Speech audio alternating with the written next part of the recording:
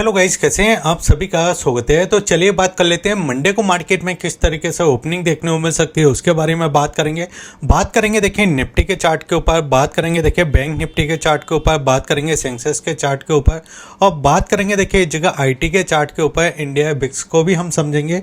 और साथ ही साथ में देखिए जो डाउ जोन में भी हमको एक प्रॉफिट बुकिंग देखने को मिली, उसके बारे में समझ लेंगे। और नेक्स्ट डेज में देखिए जो लगातार तेजी, मतलब अमेरिकी मार्केट में जो लगातार तेजी देखने को दिखाई दे रही है, उसका इम्पैक्ट इंडिया के मार्केट में हमको साफ साफ आज के दिन भी देखने को मिला।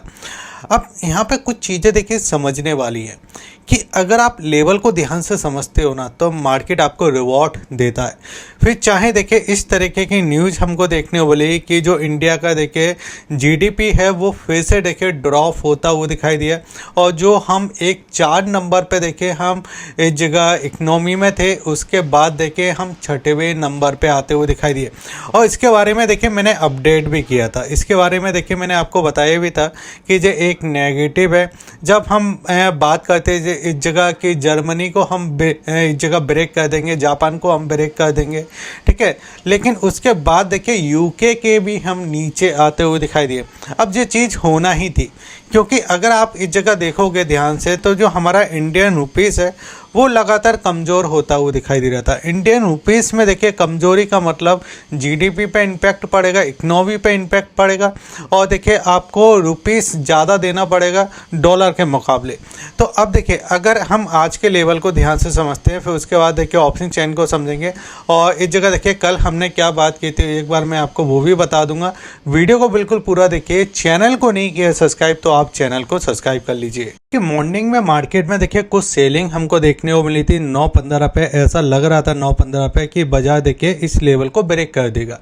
लेकिन जो हमारा प्रीवियस वाला जो सपोर्ट था, जैसे कि मैंने आपको बोला था कि इस जगह देखिए 24,000 के हम जब तक ऊपर हैं, जब तक हम सेफ हैं बाजार के अंदर, और 24,000 के ऊपर देखिए जब तक हमको देखिए यहाँ पर ट्रेड करने का मौका मिल रहा है, जब तक बाजार के अंदर जो ओआई डेटा है वो हमारे लिए पॉजिटिव साइन करेगा।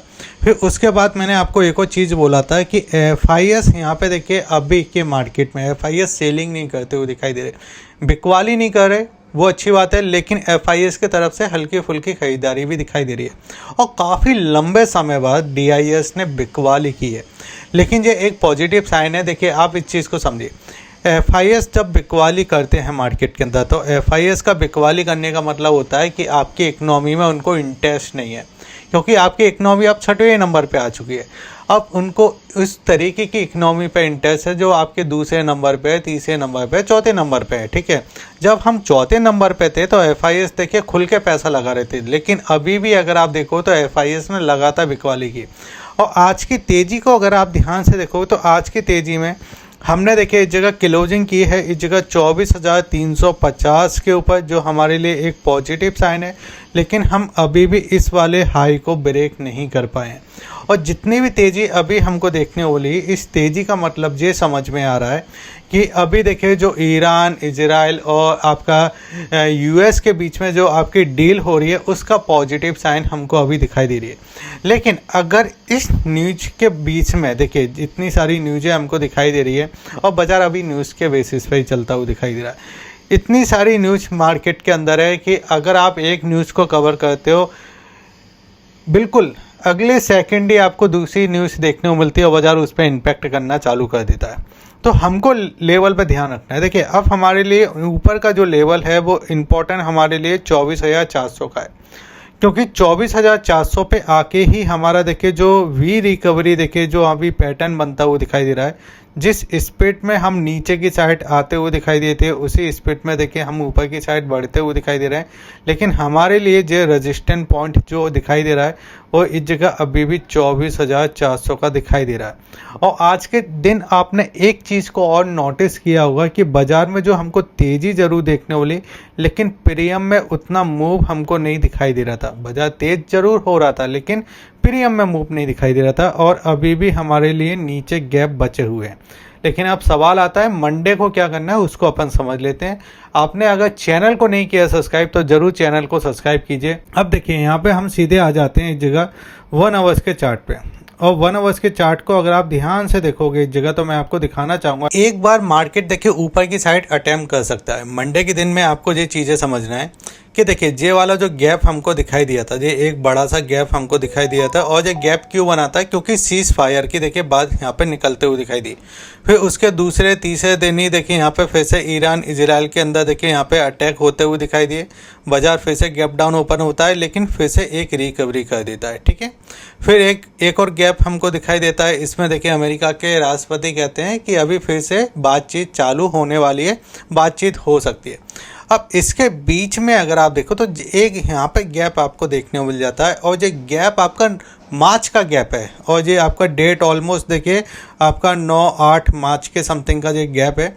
अब बाजार देखिए अगर इस पैटर्न को देखिए इस तरीके से ब्रेक कर देता है या गैप के साथ ओपन हो जाता है, तो हम एक बार देखिए 24,600 और 24,700 के आसपास देखिए हम इस जगह आते हुए दिखाई दे सकते हैं। अब ऐसा क्यों लग रहा है? देखिए आज की जो न्यूज़ हमको देखने बोले ना, इस न्यूज़ पे हम आज ही गिर सकते थे, लेकिन बाजार को अभी उसका इम्पैक्ट ज़्यादा नहीं दिखाई दे रहा। बाजार को दिखाई दे रहा है कि जो युद्ध हुआ है, ठीक है, अगर उस युद्ध में देखिए कहीं ना कहीं चीज़ें पॉजिटिव निकल के आ जाती है, तो उससे होगा क्या कि इंडियन को देखिए यहाँ पे क्रूड ऑयल जो बाइंग करना होगा उसके लिए कम पैसा देना होगा, और कम पैसा जब हम देंगे तो हमारी देखिए इकोनॉमी वैसे ही मजबूत होगी। ठीक है, तो यहाँ पे ये चीज़ें निकल के आएंगी।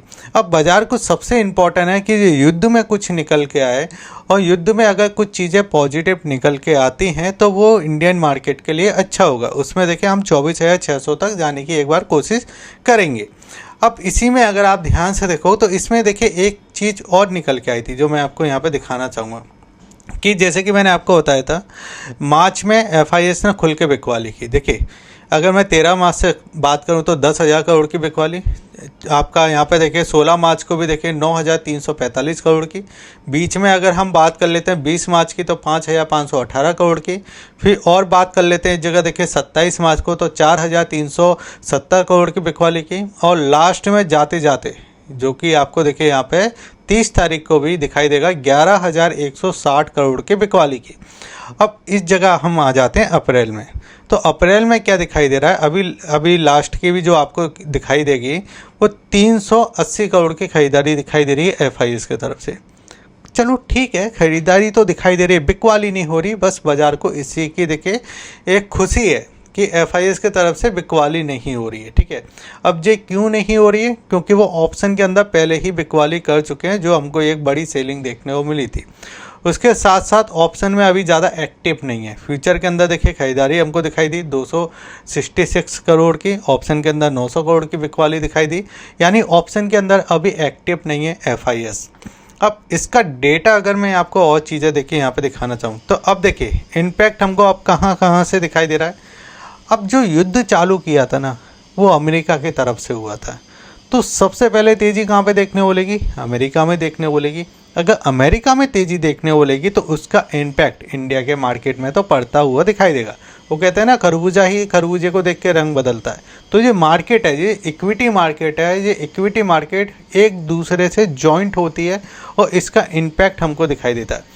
अब देखिए अगर मैं यहाँ पे इंडिया मार्केट की बात करूँ तो यहाँ पे 155 पॉइंट की तेज़ी देखने को मिली, सेंसेक्स में 500 पॉइंट की, और बैंक निफ्टी में देखिए 480 पॉइंट की तेज़ी देखने को मिली। हमेशा मैंने आपको बताया कि इंडिया बिक्स में अगर सेलिंग हमको दिखाई देती है, ये हमारे लिए एक पॉजिटिव साइन है। डाउ जोन देखिए यहाँ पे 115 पॉइंट ऊपर था। SPM 500 देखिए यहाँ पे तेज़ी देखने वाली, नेकडेस में भी देखिए तेज़ी देखने वाली, और स्मॉल कैप 200 देखिए यहाँ पे फ्लैट हमको दिखाई दिया। लेकिन अब यहाँ पे अगर आप देखो तो SPM 500 जो बेक्स है इंडिया का, जो अमेरिका का जो बेक्स है, वो वहाँ पे परफॉर्म करता हुआ नहीं दिखाई दिया। उसमें अभी भी देखिए यहाँ पे हमको क्या दिखाई दे रही है, अभी भी सेलिंग नहीं आते हुए दिखाई दे रही है, जो एक हमारे लिए नेगेटिव है। लेकिन पॉजिटिव चीज़ों को हम सबसे पहले समझेंगे तो यहाँ पे हम चार्ट पे आ जाते हैं।